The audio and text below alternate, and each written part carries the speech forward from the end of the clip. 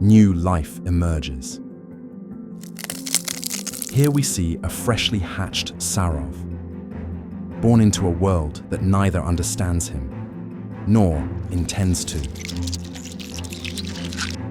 Deep in a lab, researchers attempted the unthinkable, splicing Saurav Chala's code with banana DNA. The peeling process was unspeakable. Viewer discretion is advised.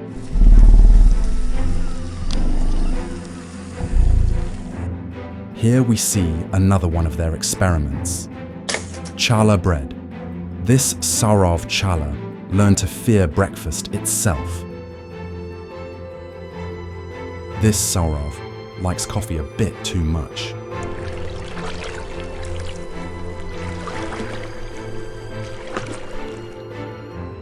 This Saurav finds himself in a bit of a pickle.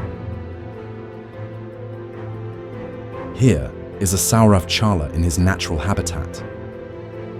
Various Saurav Chalas can be seen, each adapting uniquely to their surroundings. And that, dear viewers, concludes today's journey. Join us next time as we venture once more into the unpredictable and ever-expanding world of Saurav Chala.